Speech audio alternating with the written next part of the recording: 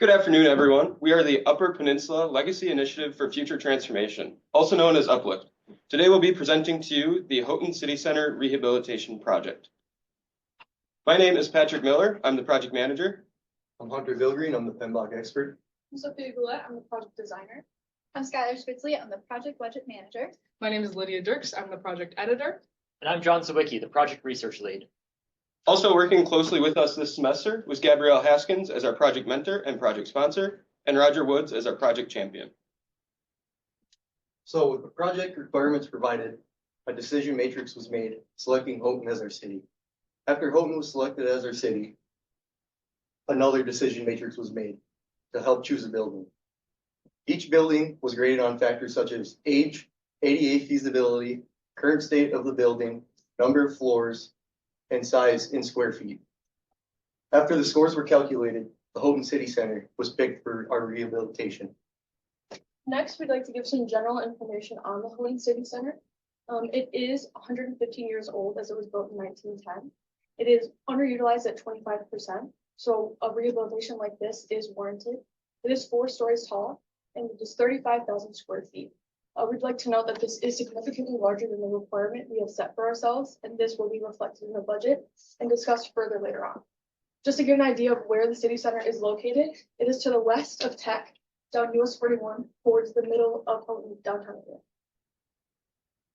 So as defined by the PMBOK, a stakeholder is anybody who is positively or negatively affected by the project. As such, we knew that identifying our stakeholders early on in the process was going to be key to our success. In order to identify our stakeholders, we created an influence and interest matrix as seen here. Our first category of stakeholders is going to be our high interest, high influence stakeholders. These include groups such as the internal project team, Gabrielle Haskins, our budget sponsor, our subject matter experts, as well as our contractors in UP, engineers and architects, and LJJ construction. In order to meet the needs of these stakeholders, we determined that we need to keep them both satisfied and informed about project progress, as well as address any complaints that they may have as quickly as they arise. Our second group of stakeholders is going to be our high interest, low influence stakeholders. These include groups such as surrounding building owners and landlords, surrounding building tenants, as well as shoppers in the local area. We determined in order to meet their needs, we need to keep them informed about project progress as it directly relates to their economic situation. Our next group of stakeholders is going to be our high influence, low interest stakeholders. These include a lot of regulatory and governmental officials, such as Todd LaRue, the Houghton County Building Inspector, and Matthew Yohei, the Houghton County Health and Human Services Inspector. We determined that we need to keep these stakeholders satisfied, as failing to do so will result in undue fines and work stoppages that we need to avoid. Our last group of stakeholders is going to be our low interest, low influence stakeholders, such as City of Houghton residents and tourists who visit the area infrequently. Due to their nature as low influence, low interest stakeholders, we determined that we only need to monitor them for feedback and apply that to the project as we see fit. Now that we've discussed the project requirements and project stakeholders, we will move on to the value added to the surrounding community from the rehabilitation of the Houghton City Center. So currently the City Center is owned by the City of Houghton, and both the City Hall and Police Department operate out of its first floor. With this in mind, the 2024 to 2028 City of Houghton Master Plan has a long-term goal of the city to move out of the City Center and put the City Center up for private redevelopment in order to increase the efficiencies of both departments. By rehabilitating the City Center, we are helping the city with this long-term goal.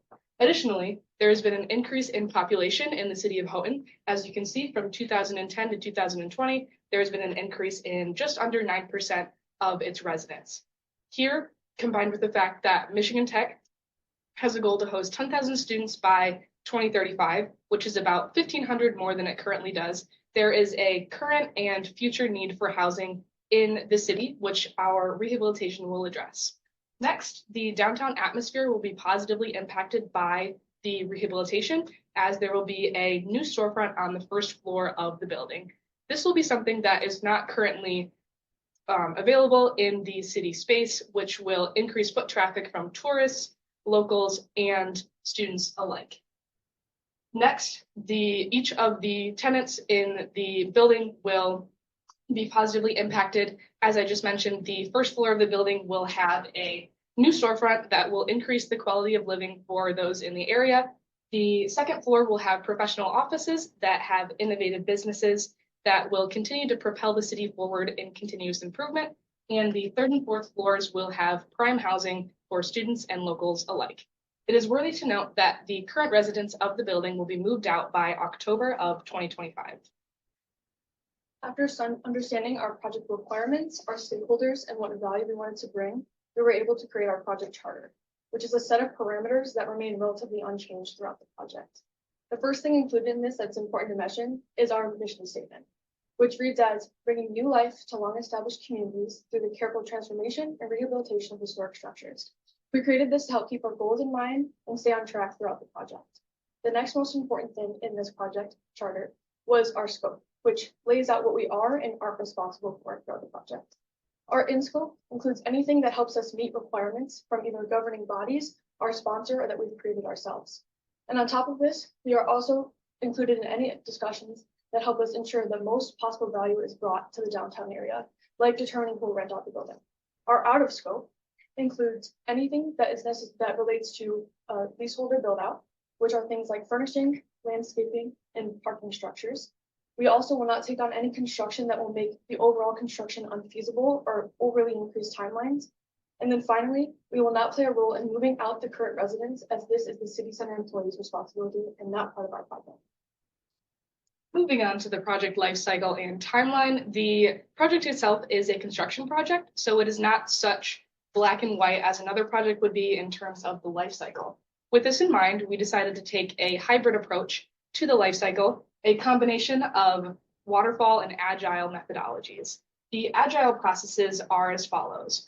4.1, resource handling, which is a part of phase gate 4, project execution, and the entire phase gate 5, project monitoring and control, which will take place throughout the entire project from April 2025 to December of 2029. As Lydia just mentioned, we broke our project up into several different phase gates, and we used two different methodologies, the waterfall and agile. One area you can see the waterfall methodology taking place is in phase gate 3, project planning. We must obtain our project funding prior to acquiring the building in October when the tenants move out. Additionally, we must complete site preparation prior to starting and completing construction. An example of our agile methodologies used in phase gate 5, project monitoring and control, is we'll be hosting bi-weekly meetings to review scope, schedule, cost, and quality, and adapt as we see fit. Our most important phase gate is phase gate 4, project execution. Specifically, the construction. We broke our construction up into 3 different phases: structural, infrastructure, and finishing. Under the structural phase, we'll be redoing the floor layout, so we'll be constructing and taking down walls. We'll be adding new doors and windows to increase the energy efficiency of the building. We'll be assessing the roof to ensure it can withstand the Houghton winters, as well as we'll make sure that the building is up to ADA standards and we meet that compliance requirement. For infrastructure, we'll be redoing the mechanical, electrical, and plumbing for the building to ensure that is up to the most current building codes. Additionally, we'll be reworking the fire protection system in the building to not only ensure the safety of the tenants, but also the safety of the building. Finally, we'll be upgrading the HVAC units to increase the energy efficiency of the building. As far as finishing goes, we'll ensure that all the drywall and plaster are updated. We'll be redoing the paint and flooring, as well as installing new countertops and cabinets. Up next, we have our budget. So when Gabrielle approached us with our project, it was agreed upon that UPLIFT LLC and Gabrielle would contribute 65% of the overall funds for the project together. The other 35% would come from UP State Bank loans, and we would utilize local grants from the city of Houghton to help with our finishing phase of the project. Lastly, in 5 years, once the rehabilitation is over, we will get 20% in historical state and federal tax credits that we applied for at the beginning of the project. Moving on to the actual budget, the total comes to about $8.7 million, which is reflected in our 35,000 square foot building with a per square foot cost of $250. About 60% of the total budget goes to our project execution phase, which is where our construction phase occurs. And then 15.9% of the overall budget goes towards our project planning phase, which is where we acquire our building and where we hire our architects and engineers to help with our floor plans. We do have a 15% contingency phase to allow us to pivot at any given point due to the current economic standings of our country. Moving on to risk, we did a risk matrix and identified our top 3 important risks. So our first one, given our current economic standard or conditions of our country, we identified procurement price issues would be our issue currently. So to exploit this, we will contract prices early and utilize local suppliers as needed. And John will go into more of this in a moment. Moving on, Houghton, Michigan is known for its weather delays and location delays. So we will mitigate this by ordering early and exploit it, as well as ordering early and utilizing local storage and local suppliers in the area as well. Lastly, hidden structural issues will be our last major risk that we identified. This will be mitigated by conducting a feasibility study at the beginning of our project with UP engineers and architects to help us figure out if we need to pivot at any point. As Skylar just mentioned, one of the most unique risks that we are facing throughout this project is the current administration's stance on tariffs, and we wanted to delve a little bit deeper into that. For starters, our first and foremost mitigation strategy is going to be to buy American goods wherever we can, as this is the most surefire way to avoid the tariffs. However, for certain materials such as lumber, this simply isn't going to be feasible for our project, and we are going to be forced to import them from countries such as Canada.